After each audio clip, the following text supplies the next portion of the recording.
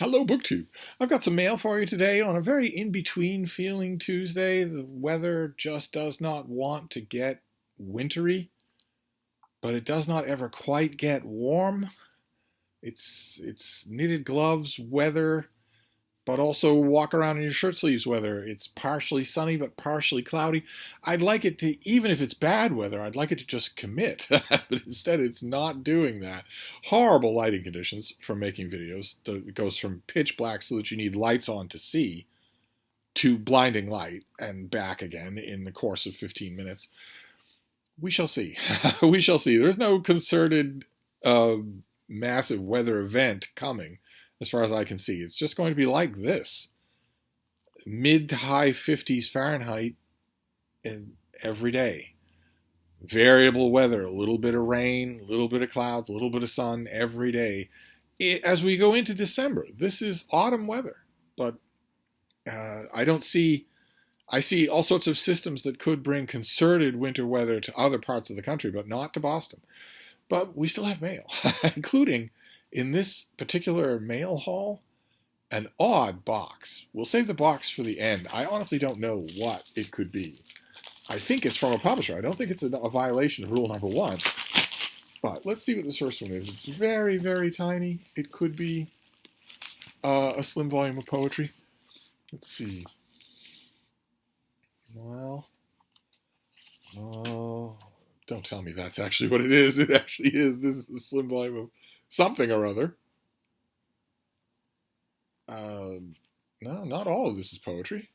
Well, let's find out what we've got here. This is by Dawn Raffle, and it is called Boundless as the Sky. Tiny little thing. What have we got here? This is from Sagging Meniscus Books. Dawn Raffle's Boundless as the Sky is a book of the invisible histories that repose beneath the cities we inhabit and the worlds we try to build out of words. Certainly sounds like a description of a slim volume of poetry now, doesn't it? What are we going to do? The notorious light here. The first of its 2 parts,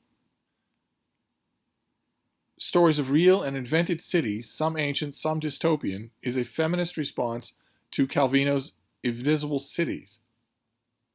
Second part comes together in one long narrative taking place in a single city, Chicago, on a single day in 1933. It is based closely on a true event, the arrival of a roaring armada of goodwill, that's a quote, in the form of 24 seaplanes flown in a display of fascist power by Mussolini's wingman Italo Balbo to Chicago's Century of Progress World's Fair. Okay. All right. So I don't know what to expect out of this. Do we have a date on this? This comes out in late January. The format is all over the map here, so we shall see. It sounds very strange, very unconventional, which is kind of Sagging Meniscus's calling card. So we'll give it a try. Not right away, of course, since it's in the new year. Let's see what this next one is. I can already tell it is locked solid, like Fort Knox. We're going to have to cut our way in. One of the few packages in 2023 or 2022 where I had to cut my way in. But let's see if it was worth it. Of course, it never is. Maybe this will be an exception. Okay, this is from Berkeley. And this is a novel. What have we got here? Do we have a slip? Yes, we do. Oh my, quite a bit of reading material here. Good. All right, so what of all of this, what do we need and what don't we need? Don't need that. Let's get rid of that. What have we got here? All right, this comes out in February 14th. This is Bright and Deadly Things by Lexi Elliott, who is the author of The French Girl, which definitely rings a bell. That is a lovely cover. Notice the flowers are so indistinct that they can be ominous. That's pretty neat.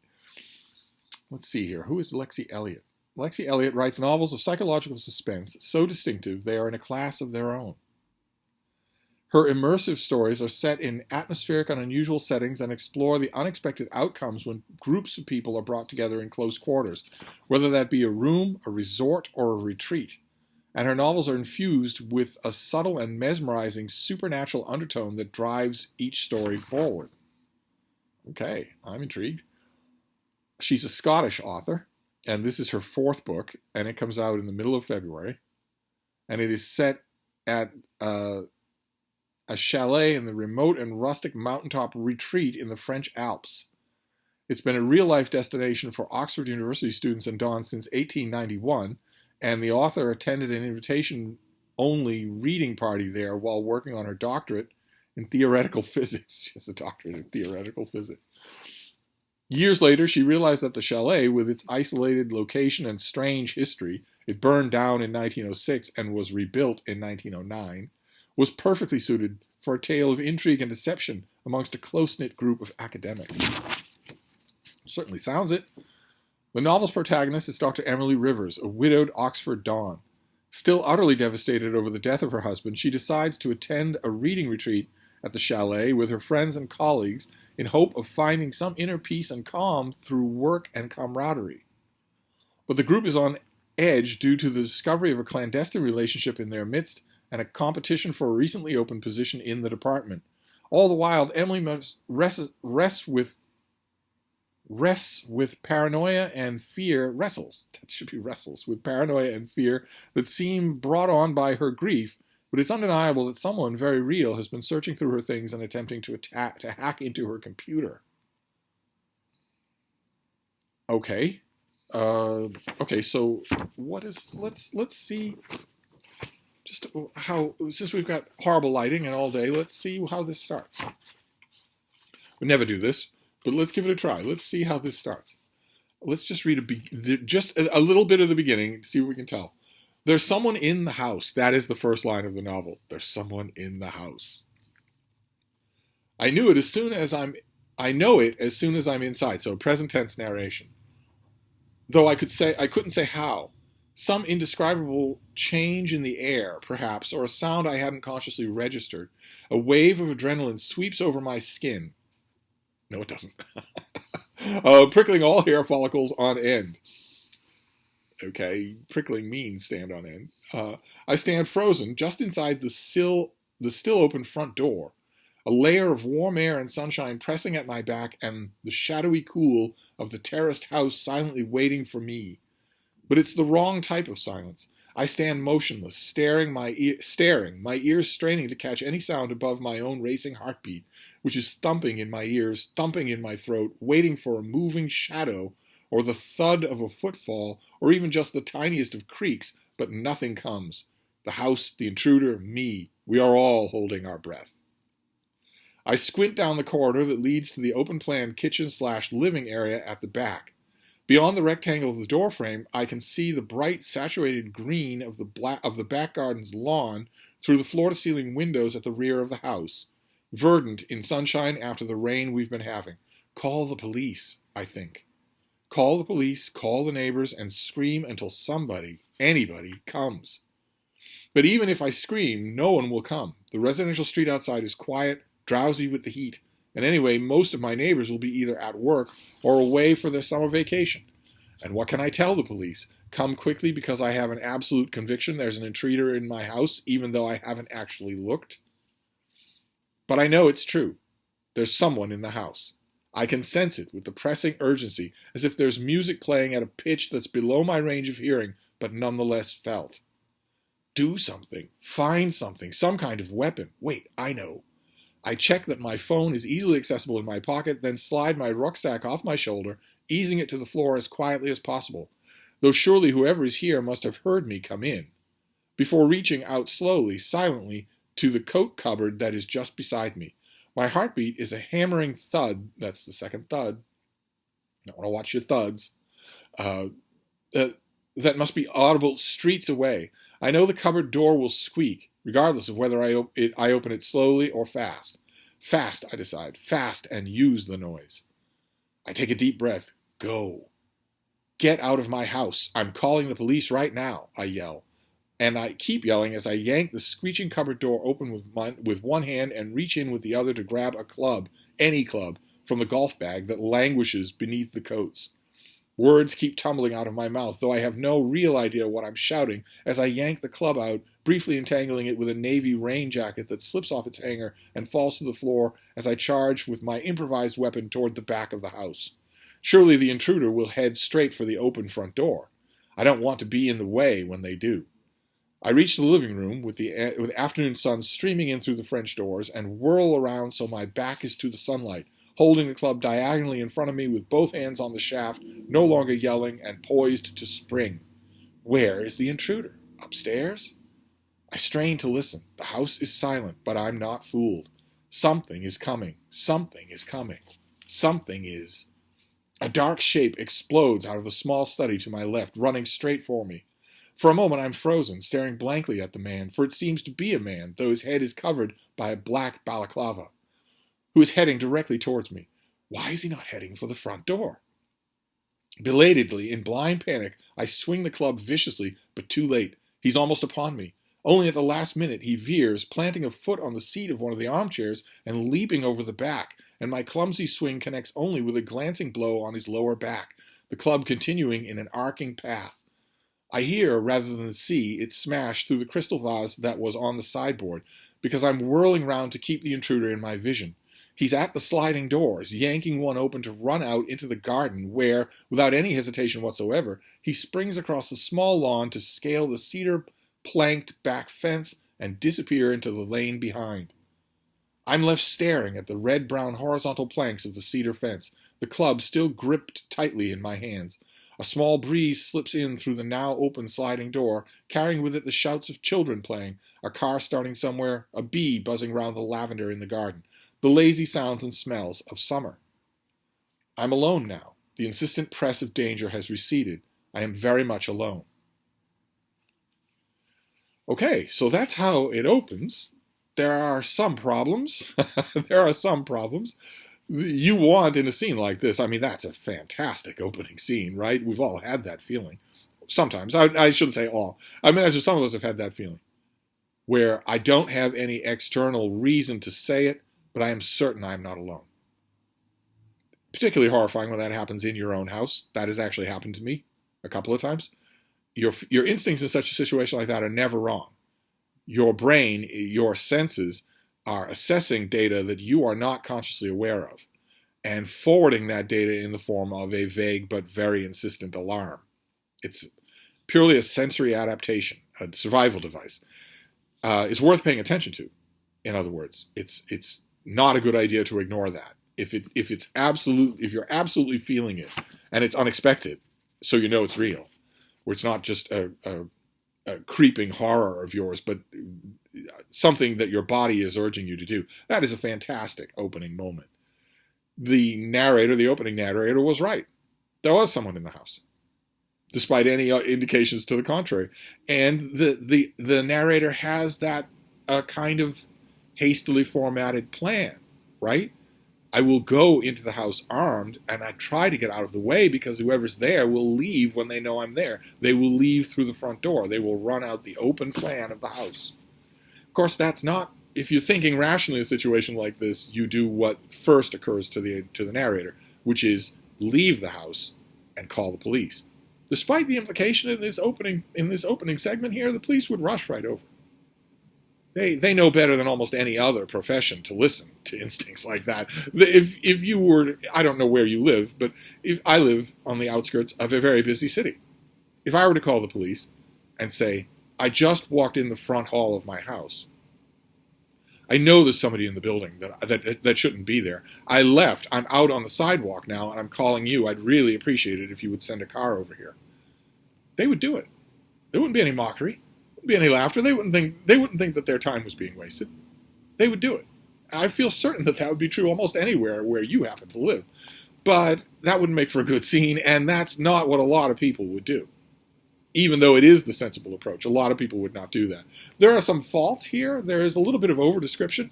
If you're going to write an opening scene like this, you want to pull the reader right into it. Right? You want the reader to be right there with the unnamed narrator, and that's only going to happen if the unnamed narrator is noticing primary colors, so to speak, is noticing just what they would notice. I don't really want to hear about the carpentry quality of the back fence. If you just caught a stranger that ran at you and then ran past you and over that fence, I guess those might be the kind of traumatic little details that would come to your mind in a situation like that. But the slight tendency to overburdening that opening segment with descriptive flourishes, which is a natural writer's tendency that they have to learn when to abandon.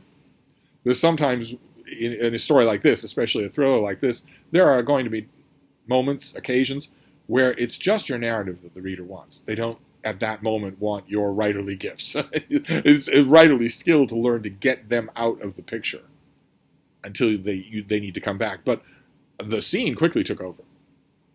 For me, the problem that I had was, one, a slight amount too much scene setting for a moment where the narrator, whose perceptions we are seeing it all through, would not be noticing that.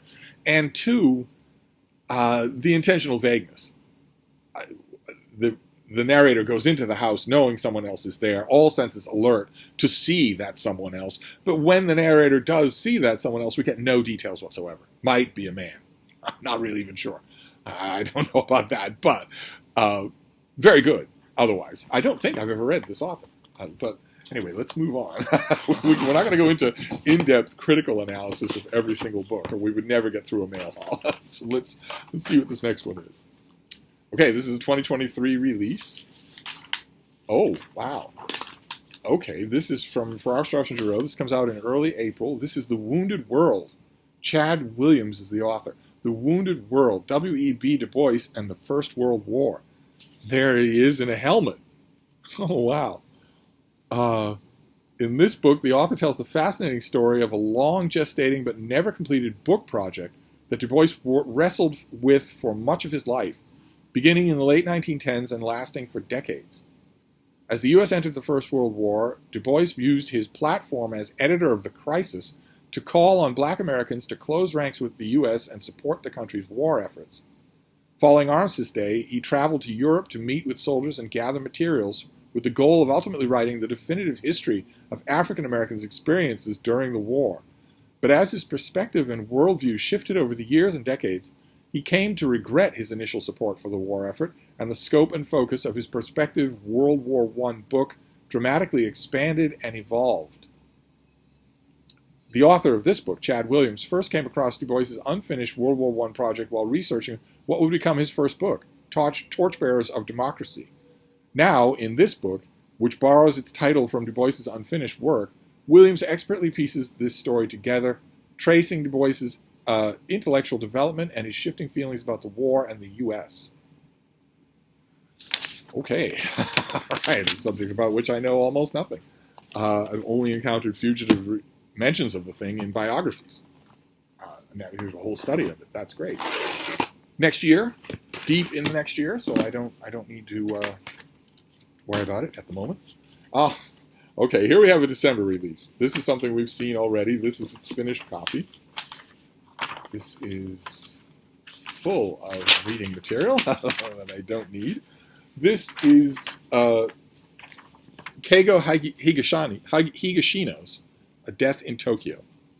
Higashino's A Death in Tokyo.